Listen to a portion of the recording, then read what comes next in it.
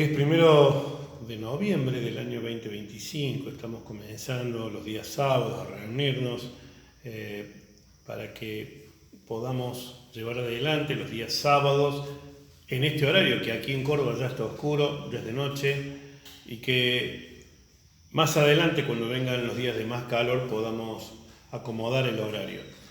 Y queriendo ver qué era lo que el Señor me hablaba esta semana,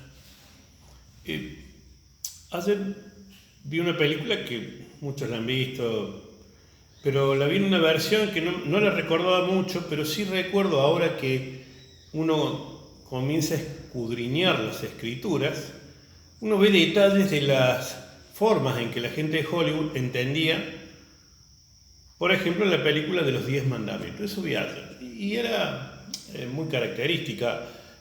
Todos sabemos que en un momento Faraón mandó a matar los hijos de los que eran israelitas porque los brujos siempre Satanás quiso matar a la ascendencia de nuestro Señor Jesús. Y los brujos le dijeron a Faraón que iban a ser el libertador. Hay una similitud teológica entre Moisés como libertador y Jesucristo como libertador.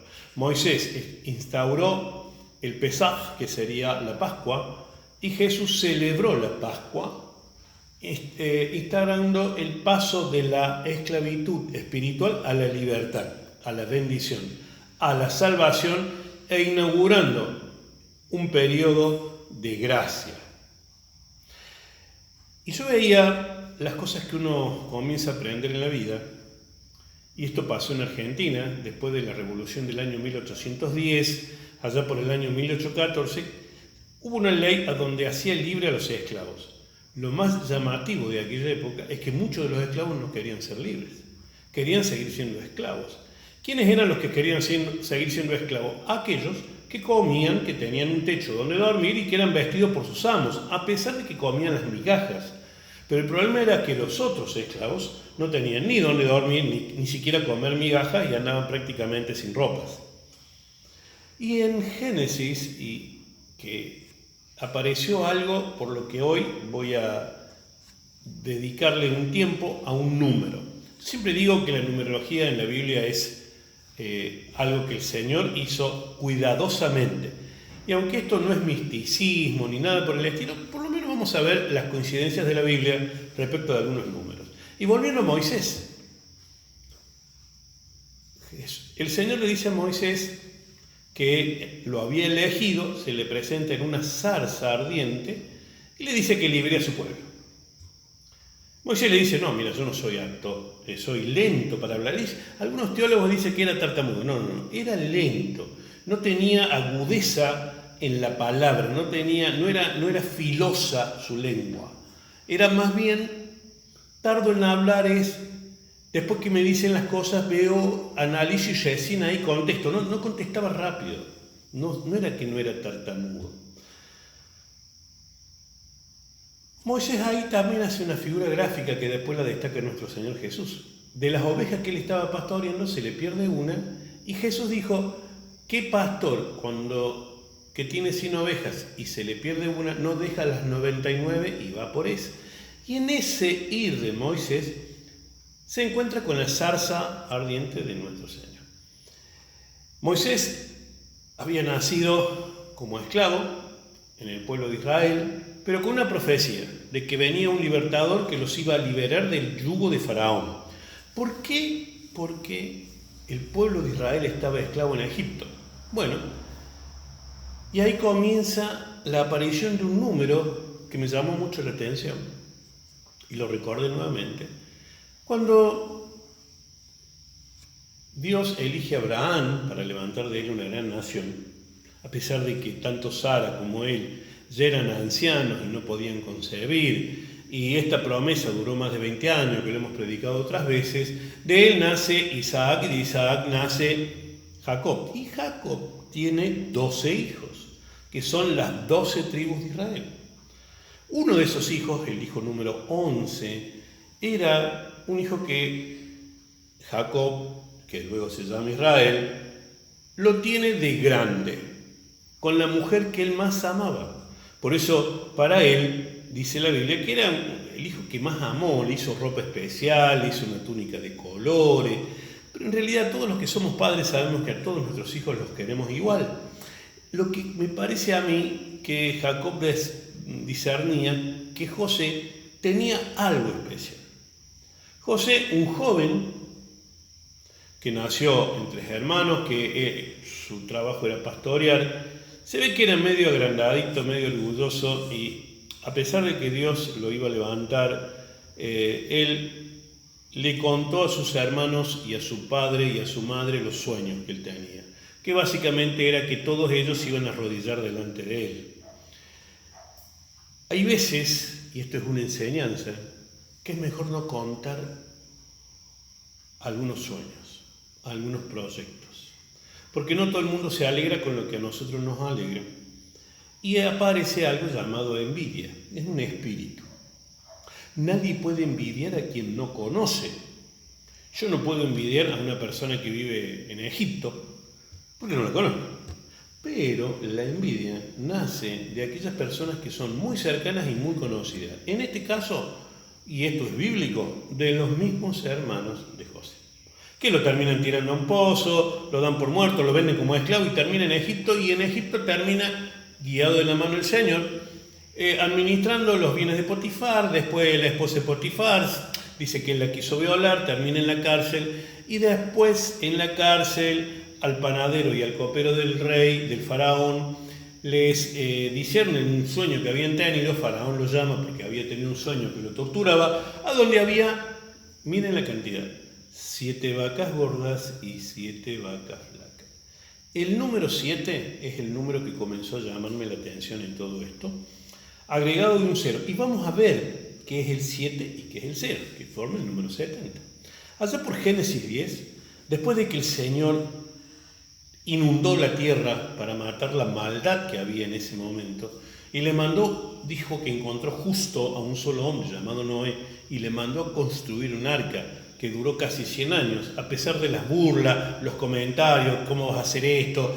Pero vos, ¿qué te crees? ¿Cómo que Dios te habló? Y toda esta historia. Noé fue fiel, construyó el arca conforme a los planos y a las indicaciones y medidas que le había dado Dios. Y en Génesis 10 dice así: estas son las generaciones de los hijos de Noé, que se salvaron después del diluvio. Los hijos eran Sem, Cam y Jafet, más sus hijas, quienes normalmente en el Antiguo Testamento las mujeres no eran nombradas. Dice, a quienes nacieron hijos después del diluvio, y fueron, y este es el número que me llamó poderosamente la atención, 70 naciones. Entre esas naciones está la nación de la Torre de Babel, a donde Nimrod es un imitador de Cristo a través del diablo. Dice que Nimrod era un cazador fuerte, que había nacido de un león, de un animal que se lo había comido, su madre era bruja. Bueno, toda una historia, que es para otra prédica. Pero este número 70 comenzó a llamarme nuevamente la atención y comencé a buscarlo. Porque el pueblo de Israel llegó a estar cautivo, o esclavo, mejor dicho, en Egipto, por esta razón. Cuando hubo una gran hambruna, que José se la discierne en el sueño a Faraón, pasó que en aquel momento llegan los hijos, los hermanos de José, los hijos de Faraón, y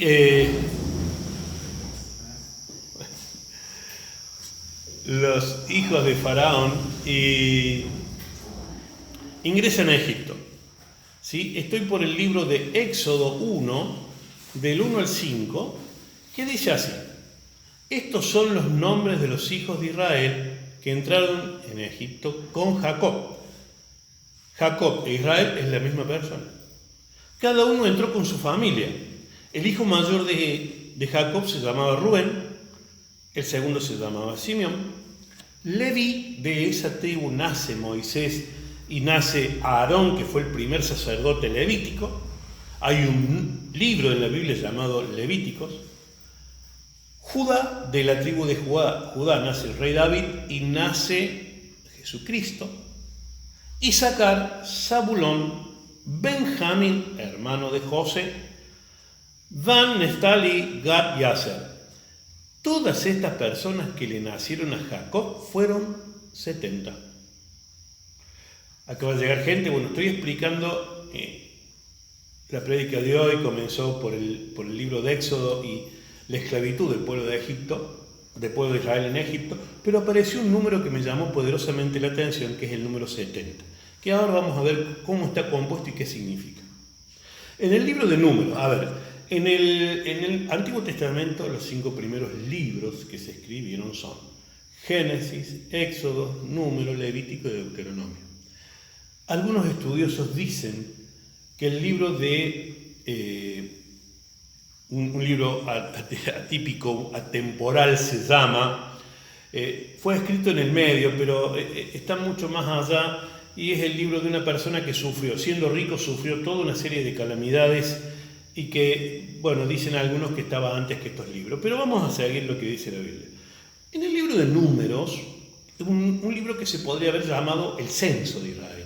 ¿Por qué le llaman números? Porque hay de estas 70 personas que entraron a Egipto como personas libres, salieron más de 2.400.000 personas. Pero Dios le dice que los cense, que Moisés diga, ¿cuántos varones sirven para la guerra y demás? ¿Por qué? Porque durante 440 años aproximadamente, al pueblo de Israel se le había impedido manejar armas. Eran esclavos. No podían manejar armas, no sabían leer, no sabían escribir. Y este príncipe que iba a nacer del pueblo de Israel, que era esclavo, Faraón lo subestimó. Pero si recordamos la historia de Moisés, Moisés fue nacido en el pueblo de Israel, escondido por su madre durante 3 meses, y Jocabel, que era su mamá, decide construir una canasta y tirarlo en el río Nilo. Llorando y orando por él, finalmente es descubierto por la hija de Faraón, la princesa, es rescatado y llevado al reino, llevado al palacio y educado como un príncipe. La palabra de Dios se terminó cumpliendo. Pero en Números 11, en el verso 16, dice así: entonces Jehová le dijo a Moisés, reúne 70 varones de los ancianos de Israel. ¿Por qué le dice eso? Porque realmente cuando Moisés logra liberar al pueblo de Israel, después de las 10 plagas, y así comenzó la prédica, hablando de una película que se llamaba Los 10 Mandamientos, yo había explicado que las disposiciones de Dios en cuanto a la creación fueron 10. Las plagas de Egipto fueron 10 y los mandamientos fueron 10. Ahí hay una consecuencia de números. Pero fíjense ustedes que una de las cosas que Dios le pidió al pueblo de Israel, que cada vez que quisieran limpiar un pecado, tenía que haber sangre de por medio, tendría que haber muerte. Y acá se produjeron varias cosas. La primera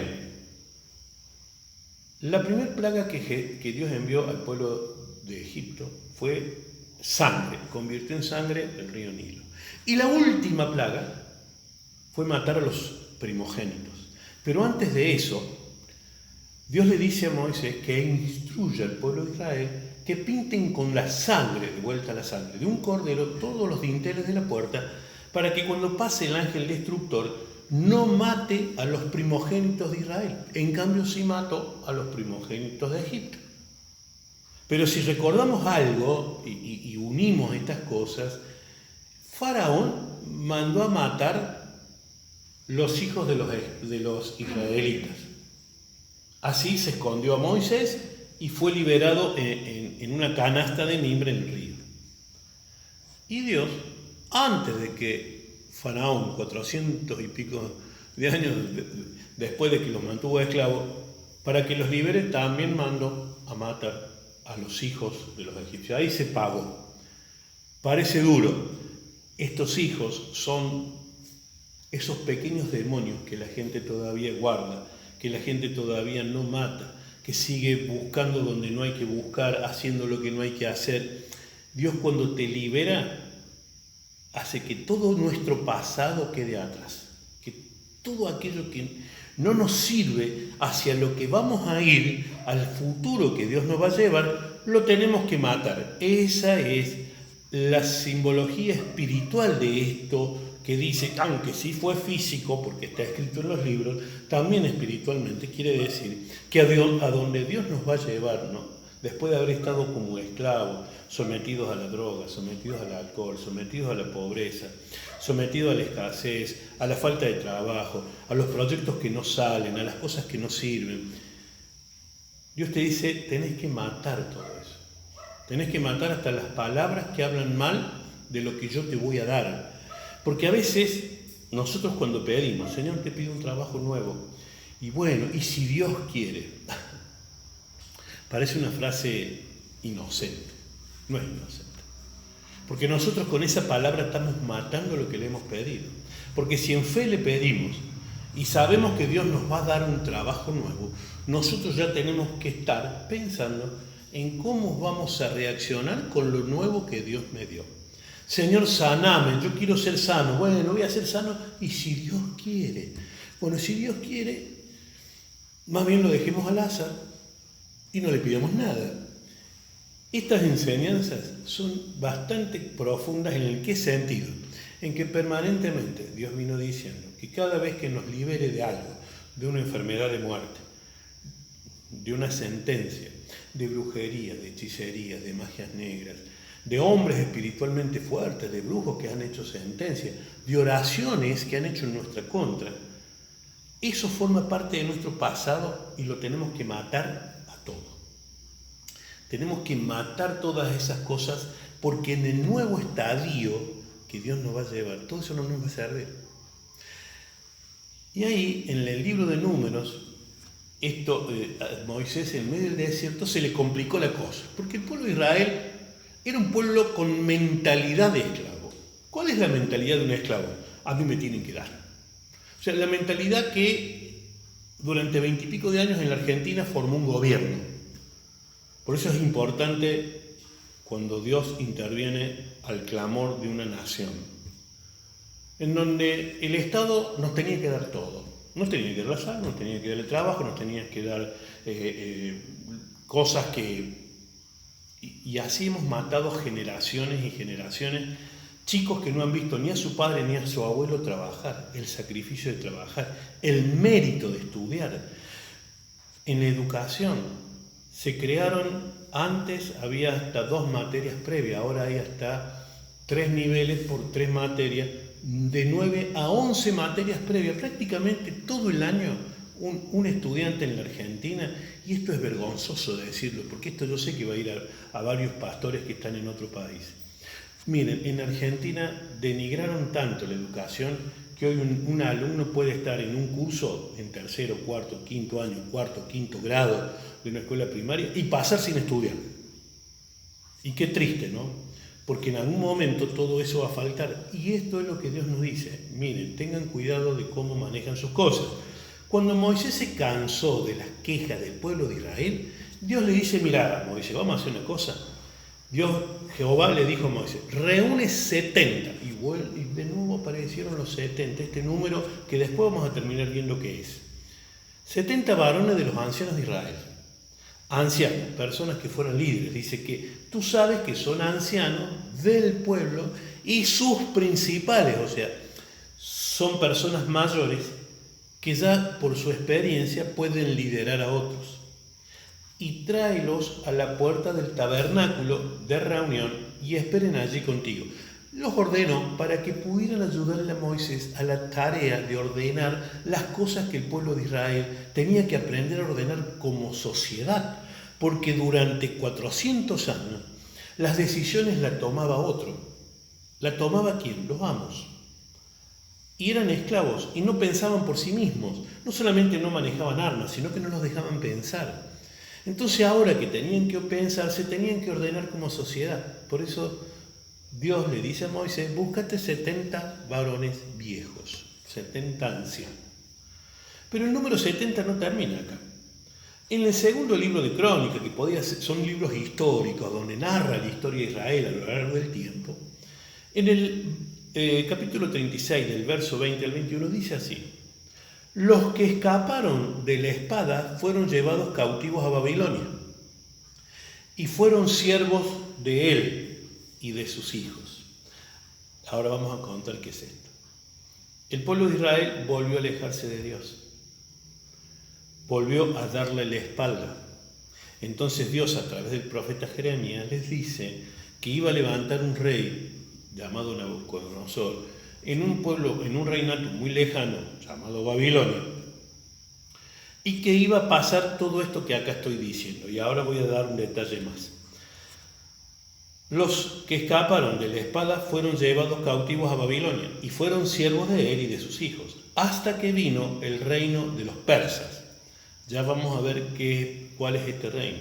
Para que se cumpliese la palabra de Jehová por boca de Jeremías, hasta que la tierra hubo gozado de reposo, porque todo el tiempo de sus asolamientos reposó, hasta que los 70 años fueran cumplidos. Miren, Jeremías dio esta profecía diciendo que 70 años iba a ser llevado de esclavo el pueblo de Israel a un reino muy lejano. Ese reino era Babilonia. Y fueron liberados recién cuando vinieron los persas. Ahí el rey persa dejó que los israelitas volvieran a Jerusalén a reconstruir el templo. La reconstrucción del templo la hizo un señor llamado Nehemías y un sacerdote llamado Esdras. Dice que ellos se presentaron delante del rey persa y le dijeron que estaban muy tristes porque permanentemente el reino, los pocos que habían quedado en Jerusalén, eran atacados, violados, les robaban todas las demás naciones de alrededor porque no había muros para contener. Jerusalén está en una montaña, en una parte alta, pero los muros habían sido destruidos. Esa profecía vuelve a dar un número 70. Y vamos a seguir con este número, lo vamos a hacer más corto. Esta profecía incluye ¿a quién? A Daniel. Daniel fue uno de los cautivos que los babilonios llevaron. Daniel se abstuvo de comer y de las costumbres y de los modos y de las formas que el reino de Babilonia le quería imponer. Y fue uno de los sabios e inteligentes. Hoy, si lo tenemos que comparar, fue un estudiante universitario brillante. No es buena la comparación, pero para que usted vea que Daniel era una persona muy sabia y muy instruida. Pero tuvo varios sueños. En uno de esos sueños se le presenta el ángel Gabriel y le dice así: Daniel, en cuanto comenzaste a orar, se dio una orden. Miren lo importante que es una oración. Se dio una orden y ahora estoy aquí para decírtela, orando por la libertad. Porque Daniel estaba cautivo en un reino lejano. Dice que Daniel se oraba 3 veces por día, se arrodillaba en una ventana y oraba en dirección a Israel. Y cuando él oró ese día, el ángel dice que su oración fue escuchada y Dios lo manda a decirle esto: porque eres muy precioso para Dios. Todos nosotros somos muy preciosos para Dios. Daniel es un ejemplo. Daniel es un nombre, pero realmente todos somos preciosos para Dios porque somos su criatura. Por eso Cristo vino a morir por nosotros, a llevar en la cruz todas nuestras faltas, nuestros pecados, nuestras ausencias, todo lo que a veces nos pasa.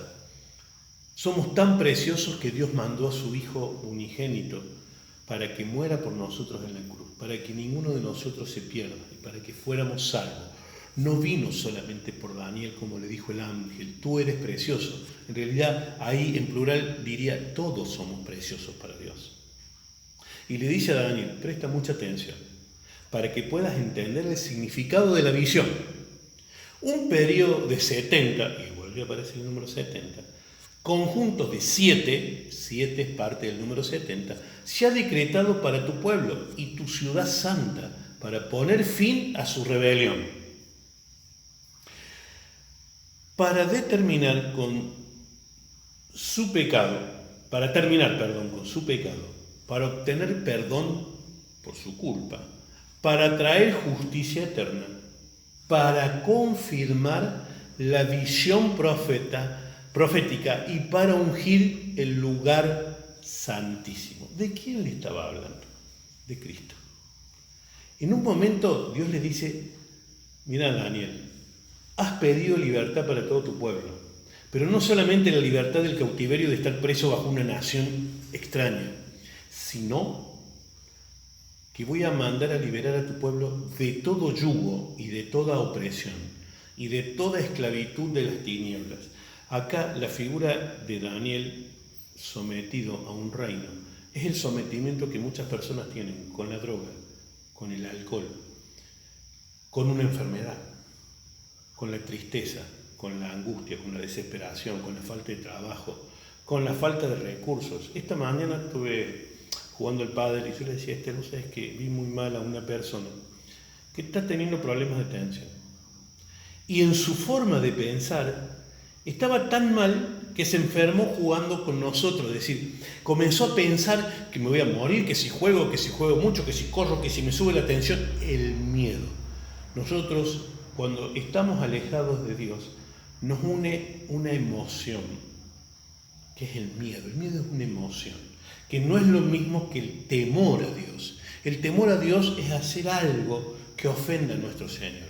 Eso es como cuando éramos chicos y sabíamos que no podíamos salir a la calle porque nuestra mamá podía estar mal o podíamos ofender a nuestro papá. Ese temor a que se lastimen, a hacerles mal, a que hagan una mala fuerza, todo eso es temor santo a Dios. Pero esto es miedo. El miedo es que paraliza a la gente. Ese miedo que... Bueno, acá hay un auto. Terrible. Bueno. El lugar santísimo es el lugar a donde Dios le dice, quédate tranquilo, que el templo que ustedes tienen en Jerusalén lo vamos a restaurar. El templo constituía un atrio, un lugar santo y un lugar santísimo, a donde estaba el arca del pacto y a donde solamente el sacerdote podía entrar una vez al año a pedir la remisión de los pecados a través de la sangre del cordero. Esos lugares eran popularmente conocidos como el camino, la verdad y la vida. Cuando Cristo le dice, no se hagan problema que yo voy a ir a preparar una morada para ustedes porque en la casa de mi padre muchas moradas hay. Entonces, como los vio preocupados, le dice, síganme. Y le dicen los apóstoles, pero ¿cómo te vamos a ir si ni siquiera sabemos el camino? Y él les dice, yo soy el camino, la verdad y la vida. De ese lugar santísimo, el ángel le estaba hablando a Daniel. Y le dice en el verso 25, ahora escucha y entiende. Pasarán 7 conjuntos de 7 más 72. 7 y 72. Conjuntos de 7 desde el momento en que se dé la orden de reconstruir Jerusalén hasta que venga un gobernante, el ungido. Ese es el periodo que iba a pasar casi 700 años antes, hasta que venga ¿quién? Cristo. Jerusalén será reconstruida con calles y fuertes defensas, a pesar de los tiempos peligrosos. Muchos entienden que de la Jerusalén que el ángel le estaba hablando es de la terrenal que estaba destruida. Pero cuando habla de la reconstrucción de la Jerusalén celestial, habla de la Jerusalén del cielo, aquella que tanto Abraham, Isaac y Jacob murieron sin verla, pero creían en esa tierra celestial. Y dice en el verso 26, después de este periodo de 70 y 2 conjuntos de 7, matarán al ungido. Ahí estaban diciendo, a pesar de que yo voy a enviar a mi hijo, al Cristo, al ungido, ustedes lo van a matar. Isaías profetizó también 700 años antes que iba a venir el Mesías, varón de quebranto, varón de dolor, sufrido, y que nosotros íbamos a esconder nuestra cara cuando viéramos que lo estaban crucificando. Sin que parezca haber logrado nada, y surgirá un gobernante cuyos ejércitos destruirán la ciudad y el templo. Miren, acá habla de 2 gobernantes, el verdadero, el ungido, y una vez que lo maten al ungido iba a surgir otro gobernante. ¿De quién está hablando? Dice Pablo que nuestra lucha no es contra sangre y carne, o sea, no es contra personas, sino contra gobernadores, potestades, de las tinieblas, o sea, gobernadores de las tinieblas. Es de ese gobernador, está hablando acá, de gobernadores que son espíritus malignos que van a venir a mentir, a matar y a destruir las personas. De eso está hablando. ¿Y cómo mata, destruye una persona? Y cuando la aleja de Dios. Hay personas, miren, hay una escena en donde Jesús va pasando y ve a un joven y le dice, sígueme. Y él le dice, acaba de morir mi padre, deja que lo entierre y después te sigo. Y le dice Jesús, deja que los muertos entierren a los muertos. ¿Qué le está diciendo? No le está diciendo, che, no vayas al velorio de tu papá, sino que los que están muertos en espíritu, por más que uno quiera venir y buscarlos, déjame que a este lo quiero salvar. Dice Dios, mira, hay gente muerta en el espíritu, que no te va a escuchar, que no va a ir a donde vos querés ir, ni va a venir a donde yo te llamo, porque están muertos en el espíritu, no escuchan. De ahí habla de que hay personas que no ven, pero no miran, pero no ven, oyen, pero no escuchan, porque están muertos. Dice así, después de que este gobernante destruya la ciudad del templo, el fin llegará con una inundación. Está hablando de la segunda venida de Cristo, con guerras y con la miseria que todo esto acarrea. Está decretada desde este momento hasta el fin. El gobernante, este anticristo, dice, firmará un tratado con el pueblo por un periodo de un conjunto de 7, pero al cumplirse la mitad de ese tiempo, pondrá fin a los sacrificios y a las ofrendas. Esta parte es la misma que Juan ve en Apocalipsis. El anticristo va a venir, va a hacer un tratado, acá se deduce que va a ser un tratado con el pueblo de Israel, y que no, en lugar de durar 7 años va a durar 3 años y medio. Bueno, es una historia de que Cristo viene. Más allá de estas señales y estas promesas y esta palabra que se va a cumplir, nosotros tenemos que hoy predicar a Cristo y saber que Cristo viene pronto por nosotros. Y como punto culminante de todos tus terribles actos, colocará un objeto sacrílego que causa profanación hasta que el destino decretado para este profanador finalmente caiga sobre él. Ahí habla de la marca. Algunos dicen que la marca es la IA, otros dicen que es por otro lado. En definitiva, Dios va a venir por su iglesia. Hoy vamos a hacer algo que es la mesa del Señor, y ahí vamos a explicar otra cosa. Yo voy a ir avanzando en este salmo que nuevamente aparecieron los 70. Dice, 70 son los años que se nos conceden. Algunos incluso llegan a 80, pero hasta los mejores años se llenan de dolor y de problemas. Pronto desaparecerán y volamos. Ahí Dios dice que Matusalén llegó a vivir 969 años, y cuando se vio que era mucho, dijo que reduzco nuestra edad de vida a los 120 años.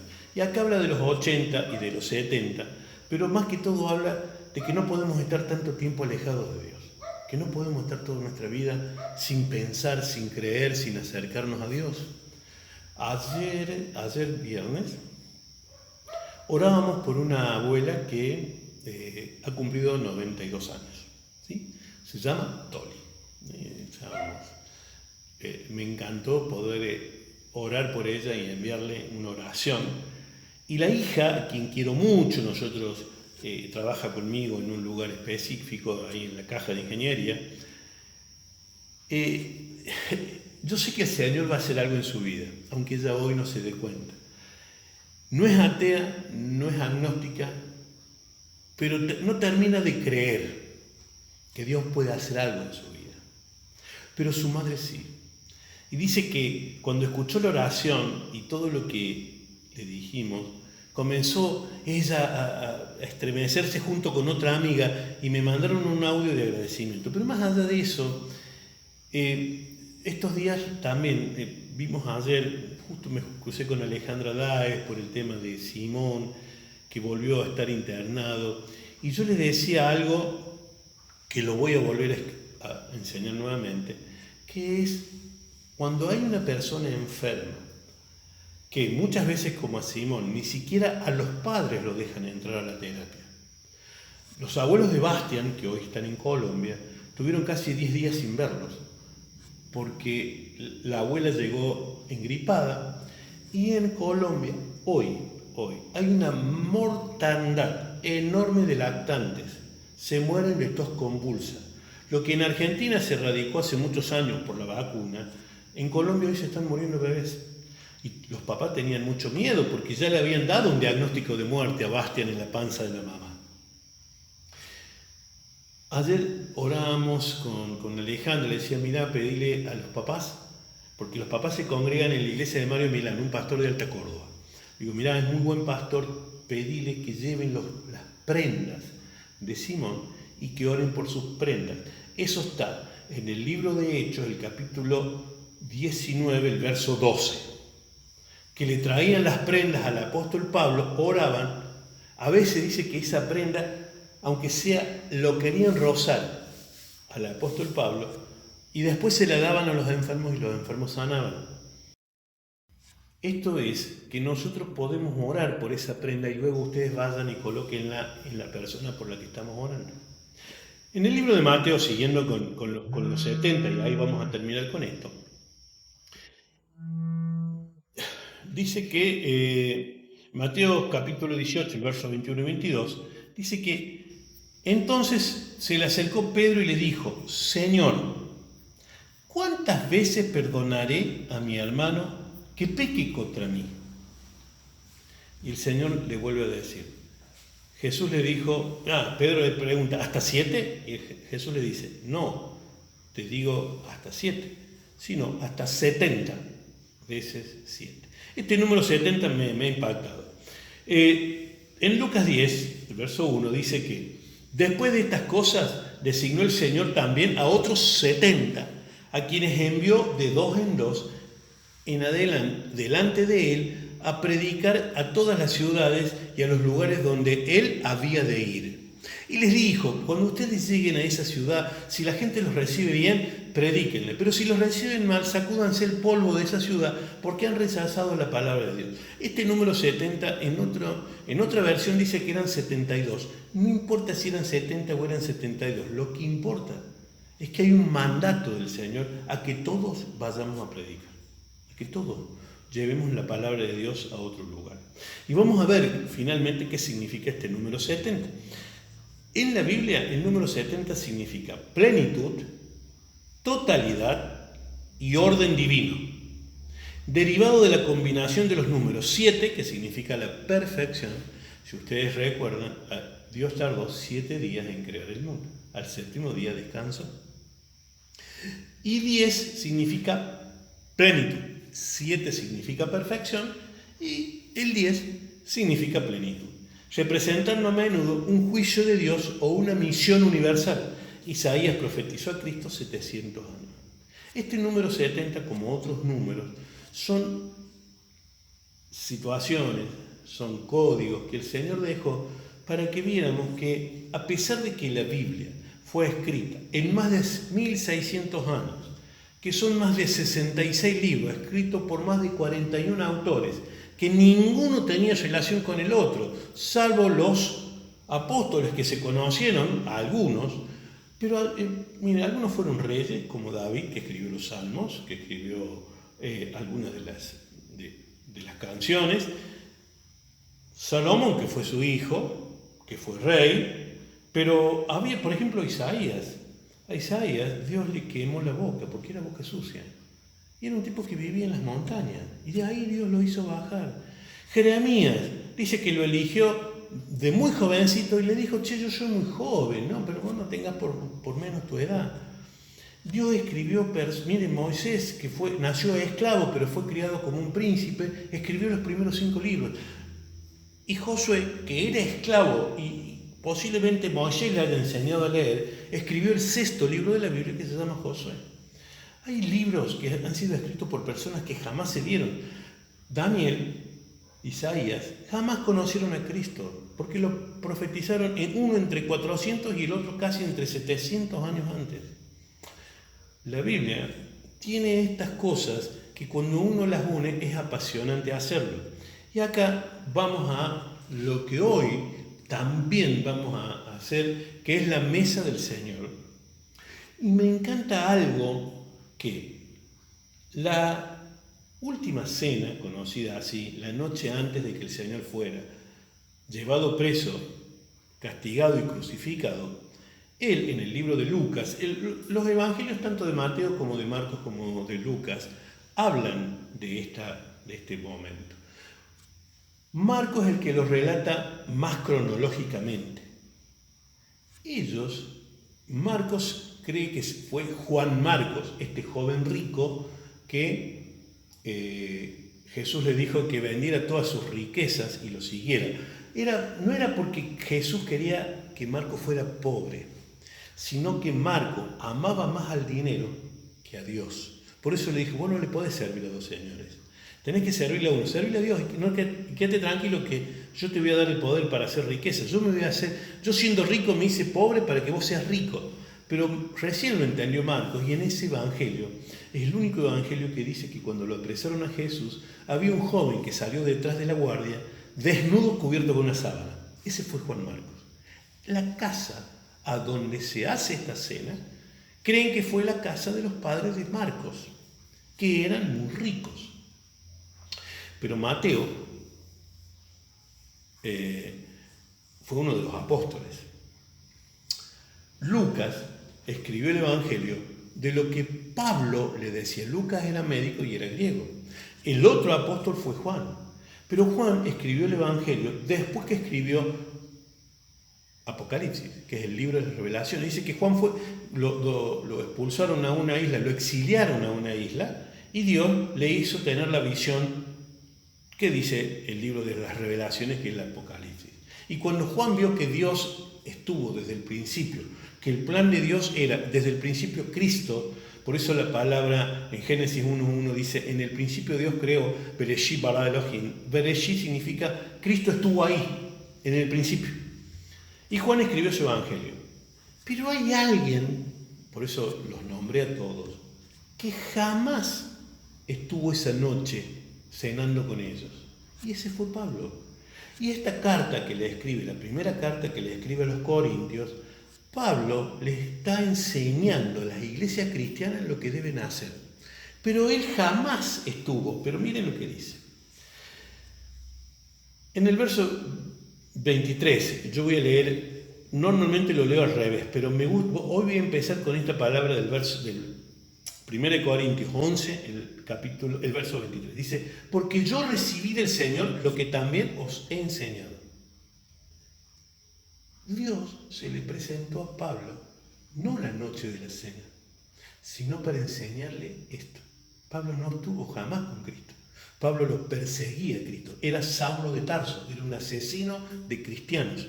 Hasta que camino se le presenta a Cristo, lo enceguece y Ananías va y le restaura la vista. Pablo dice, porque yo recibí del Señor. Es tan importante recordar este momento, este sacrificio en la cruz, que Pablo le enseña a los corintios, a una iglesia muy poderosa en aquella época, que esto hay que hacerlo siempre y recordar que a Cristo. En el verso 27 dice algo así, de manera que cualquiera que comiere de este pan o bebiere de esta copa del Señor indignamente, ¿qué quiere decir? Que tenemos que ser dignos para comer el pan y beber la copa. Porque si no, vamos a ser culpados del sacrificio del cuerpo y de la sangre de Cristo. Ahí separa el cuerpo y separa la sangre. Entonces nos aconseja y nos dice, y les dice a los corintios, por tanto, pruébese cada uno a sí mismo. ¿Cómo es esto? Tener un tiempo de oración. Hoy, ahora, pensar cada uno de nosotros en silencio, ¿qué hemos hecho para alejarnos de Dios? Esa es la forma que nos tenemos que probar a nosotros mismos, que tenemos que determinarnos probos, aptos, dignos del sacrificio que Cristo hizo por nosotros. Eso está diciendo. Entonces, si lo hacemos, si en silencio pedimos perdón por nuestras faltas, ahí usted en su casa, donde va a escuchar esto, usted pide perdón por todas las veces que se alejó de Dios, por todas las veces que no escuchó, por todas las veces que prefirió seguir las cosas del mundo antes de seguir la palabra, le pidamos perdón para ser dignos, para no ser culpados por ese sacrificio, por ese cuerpo que fue mutilado y por su preciosa sangre que fue derramada. Así podemos comer dignamente. Así podemos discernir en nosotros el cuerpo de Cristo. Porque si no, dice que vamos a comer juicio y vamos a beber juicio para nosotros mismos.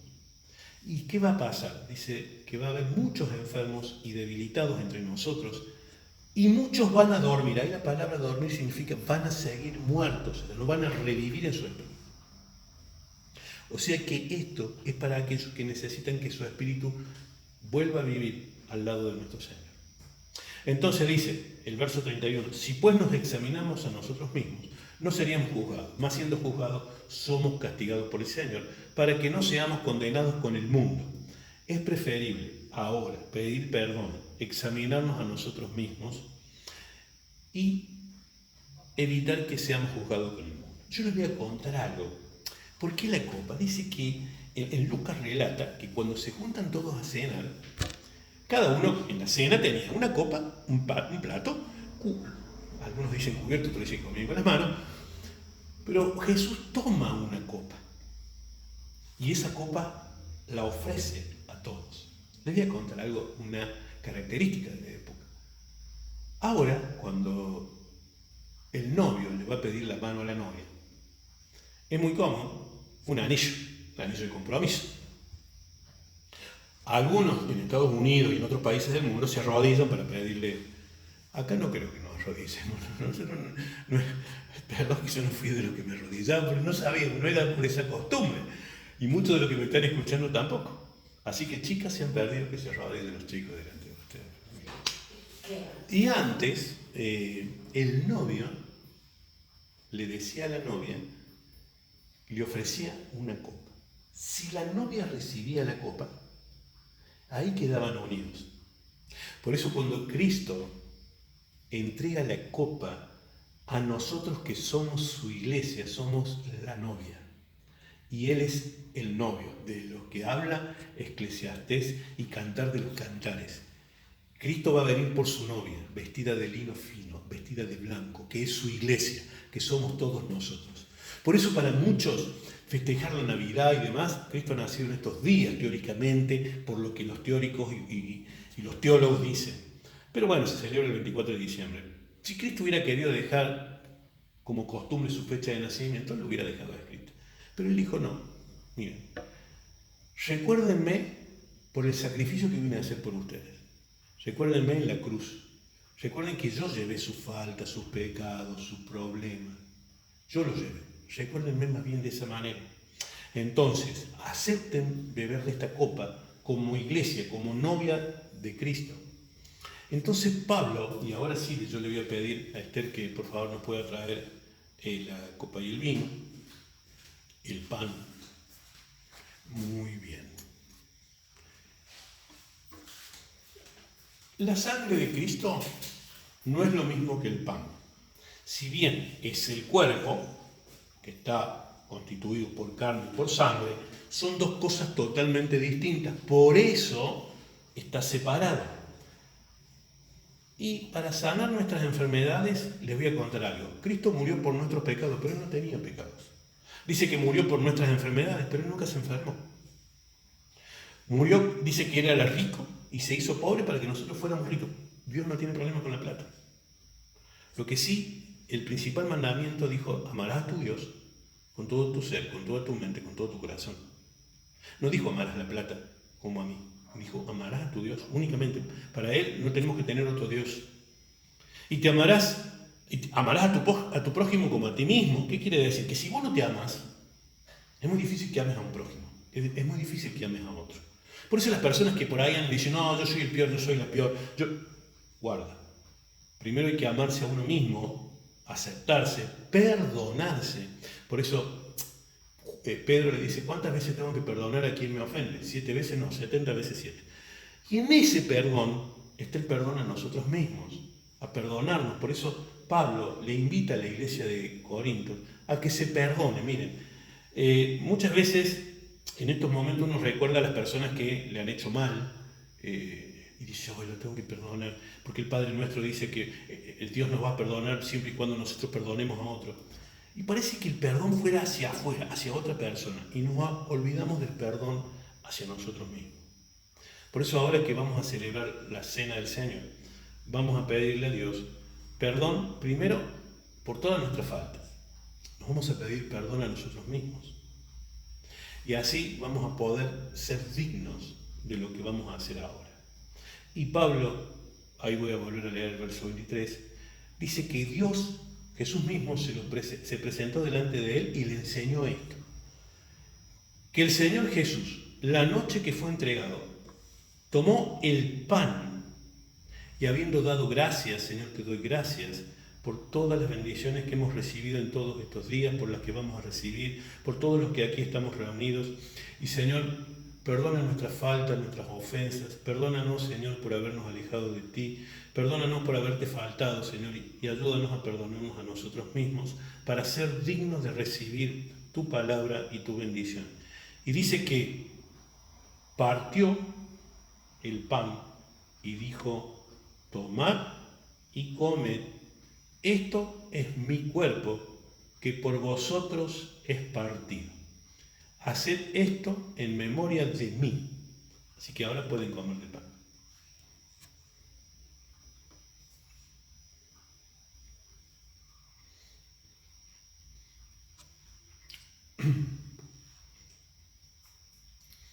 Dice, asimismo, tomó también la copa después de haber cenado, diciendo, esta copa es el nuevo pacto, el nuevo contrato, lo nuevo que viene. Este pacto es en mi sangre, sangre que iba a ser derramada por nosotros, la que limpia nuestros pecados, la que nos libra del mal. Y dice, yo como novio ofrezco esta copa para que ustedes la beban. Y dice así, haced esto todas las veces que la bebiereis. Todas las veces que recordemos a Cristo, aceptemos ser su iglesia. Y lo hagamos en memoria de mí, dice el Señor, en memoria de Él. Así pues, todas las veces que comieres del pan y bebieres de esta copa, la muerte del Señor anunciáis hasta que Él venga. Así que ahora sí pueden tomar de la copa.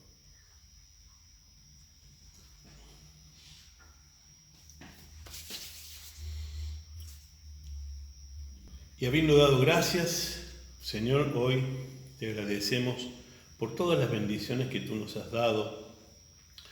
Padre Celestial, Dios Todopoderoso, gracias porque nos has bendecido con toda clase de bendición espiritual en los lugares celestiales en Cristo Jesús. Gracias por permitirnos celebrar esta reunión, poder estar juntos, comer juntos, compartir el pan y la copa, compartir tu palabra, ser enseñados, ser instruidos. Señor, danos la libertad de poder gozarnos del privilegio de ser tus hijos, de no ya ser esclavos del pecado, ni ser esclavos de las tinieblas, sino de ser hijos de tu reino, para que tu reino avance todos los días un paso más en esta tierra. Padre Celestial, Dios Todopoderoso, que hoy sean canceladas todas las artimañas de las tinieblas en la vida de toda tu iglesia, en la vida de renovados en Cristo. Por todos aquellos que hoy sufren una enfermedad, Señor, hablamos palabra de vida, palabra de sanidad. A los que están internados en la cama de un hospital, Señor, preséntate a través del Espíritu Santo para darles un tiempo de sanidad, de salud, de gozo, de felicidad. Amado Dios, te rogamos, Señor, por todos aquellos que sufren en silencio, que están preocupados, que tienen familiares enfermos, Señor, que tienen preocupaciones de finanzas, que no saben si van a poder cubrir todos los gastos ahora a fin de mes. Señor, tú que conoces todas sus deudas, sana, Señor, sana la posibilidad también, dales de cumplir con todos sus compromisos, Señor. Bendecimos el trabajo de las manos de toda la iglesia de Renovados en Cristo para que podamos cumplir todos con los compromisos que mes a mes tenemos como obligación. Para todos aquellos que estudian, Señor, ahora al finalizar el año lectivo, Señor, te pedimos que todos puedan rendir bien, que rindan bien en todos sus exámenes, en cada uno de los niveles que estén participando, primario, secundario, universidad, terciario, Señor, te damos gracias. Te pedimos por el trabajo, por nuevos proyectos, por nuevos diseños. Señor, que todo lo que las tinieblas han querido hacer, que todos los brujos, agoreros, brujas, hombres y mujeres espiritualmente fuertes han levantado oraciones o ataduras en contra de la vida de tus hijos, hoy en el nombre de Jesús, por tu palabra y nuestra fe, quedan aplastadas bajo la planta de los pies de nuestro Señor Jesucristo. Nos cubrimos con tu sangre, la sangre que limpia, que nos limpia de todo pecado, que nos limpia de toda maldición. Señor Jesús, en esta hora te rogamos, Señor, que tú te hagas visible y presente en la vida de todos aquellos que necesitan una oración, un consuelo. Señor, abrázalos a la distancia, abraza a nuestros hermanos en toda la República Argentina y a nuestros hermanos que hoy están en otros países. Señor, guárdalos, cuídalos, protege su casa, sus hijos. Señor, protege todos nuestros bienes, nuestra entrada y nuestra salida, por aquellos que tienen proyectos para cambiar su auto, para mejorar su casa, para comprar una casa, para hacer ampliaciones, para viajar, Señor. Bendícelos, cúbrelos con la sangre de Cristo. Padre Celestial, guárdanos de toda envidia, de todo espíritu que viene a confrontarnos, Señor, y a hacernos pecar, a hacernos caer. Señor, revélanos tu gracia, revélanos, Señor, los misterios de tu reino para poder avanzar en fe en todo aquello que tú has puesto. Y como hacemos permanentemente, oramos, Señor, por todas las madres, los padres, los abuelos, los hijos y los nietos de esta congregación, por trabajos dignos, por trabajos bien remunerados, por nuevos contratos de negocios, por trámites en tribunales, por juicio a favor de tus hijos, por herencias, Señor, por cobranzas, para que todo el mundo pueda cobrar, Señor, aquello que ha trabajado, Señor, porque nuevos negocios vengan como idea, Señor, a todos tus hijos, que puedan comercializar nuevos productos, que puedan hacer comercio exterior, que puedan bendecir con su trabajo a toda su casa y su familia. Oramos por Córdoba, oramos por Jujuy, por Buenos Aires, por toda la República Argentina. Te damos gracias por las elecciones del domingo pasado, que han sido un ejemplo. Señor, bendecimos, guardamos y cuidamos al presidente de la nación para que él pueda cumplir con todas las promesas que ha hecho tu pueblo para poder salir del estancamiento en que esta nación ha sumergido. Señor, clamamos como clamó el pueblo de Israel cuando se vio cautivo de malos gobernantes. Señor, ahora te pedimos para que todos los gobernantes de la nación, todos los gobernantes de las provincias argentinas, de los municipios de toda la República Argentina, bendigan a tus hijos, reciban la instrucción del cielo y sean gobernantes probos y gobernantes sanos. Oramos por los hijos de esta congregación, por Emilia Gómez, por Elian Toledo, por Bautista, por Martina, por Máximo, por Mateo, por Isaías, por Lorenzo, por Marito, por Nahuel Farías, por Mario, por Bastián, por Facundo Moncada. Oramos, Señor, por la sanidad plena de Miriam Miñol y Carlos Nardi. Oramos por Nelly, por sus nietas Lucía, Camila y Emi. Oramos, Señor, por los vecinos de este barrio y de todos los barrios que aquí están representados, por los vecinos de esta cuadra, Señor, para que ellos se acerquen a recibir, Señor, tus bendiciones. Oramos por Rosa, oramos por Isabel, oramos por Gustavo Coaíno, por Julián Reina, por su fractura de cadera. Oramos por Miriam, para que se rompa todo espíritu de suicidio en su vida. Oramos por Bruno, Pablo, Damián, Jaime, por Catalina, por Alejandra Daes, por Roque del Valle de Laes. Oramos por Simón, oramos por Joel Ibarra, por Lucas Machado, Facundo Escudero, Pablo Hernán Bottegoni, por Isabel Pacheco, Virginia Alicia Pulido, por Alicia Ferreira, por Marín Luna, por Alfredo Lowis, por Natalia, por Lidia Abuelo, Cristina González, Liliana, por Ana Karina Simone, por Daniel Vilches, por Melisa Ávila y por Rubén Canelo. Oramos, Señor, por Amalia Zanspardo, por Nieves, por Maribel, por su hija Lourdes, por Rafael, por Luciano, por Antonia Zanspardo. Oramos, Señor, por la familia Gómez, por Leandro, por Marcela, por Laura, por Leandro hijo, por Marcelo. También ya hemos orado por su nieta. Señor, te damos gracias por la vida de Susana Alani, por Melissa, por Angie Vega y su marido Adrián Vega, por Nelly Dalani, Adrián Vega, que están en España.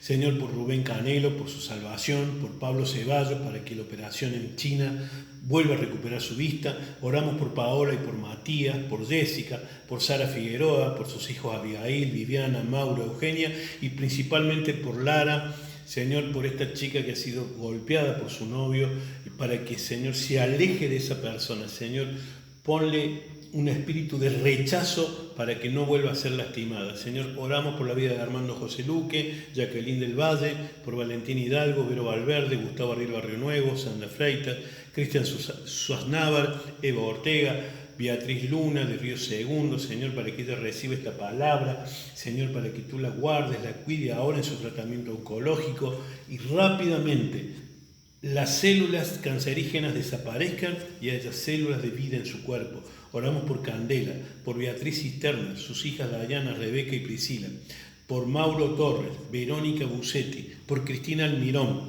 para que rápidamente Mauro, ahí a donde está, reciba la libertad plena, Señor. Guárdalo, cuídalo, protégelo con tus ángeles. Oramos por Silvio Escabone, por Verónica, por Emilio, por sus hijos, por sus nietos, por Miguel Morales, especialmente por Valentín Morales, por Miguel Rodrigo, por Marila Ortiz, sus hijos y sus nietos de esta familia amada en Jujuy, por Ana María Arrieti y Claudio Lafer, por Viviana Sobra, Jorge Moreno, por Sebastián Moreno, por Carlos Fernando Bardina, por Emma, por Carliño, por María Paula, José Neto, Hugo Vilches, Fernando Andrade, Eber Moll, Sebastián Sou. Oramos por Pablo Jiménez, Francisco Jiménez, Mirta Sargenti, por la voz de los mártires, esta institución, Señor, para que sigas llevando tu palabra a todo el mundo, y como en Romanos 4:18, Abraham creyó y renovó su esperanza contra esperanza. Señor, que esta palabra de bendición guarde el corazón de todas las personas por las que hemos presentado, Señor, sus nombres delante del trono de tu gracia, para que tú los guardes y los cuides. Padre Celestial, gracias por la reunión de hoy, gracias por el pan y gracias por el vino, gracias por tu cuerpo y por tu sangre derramada en sacrificio en la cruz por nosotros, para que ya nosotros no carguemos con nuestros pecados, sino que tú ya los llevaste. Señor, gracias porque has dado, Señor, en nosotros toda la libertad para que podamos seguirte, adorarte, bendecirte. Señor, honrarte, que este culto te haya sido agradable y que la bendición del Padre, el Hijo y el Espíritu Santo desciendan sobre todos nosotros en el nombre de Jesús. Amén y amén.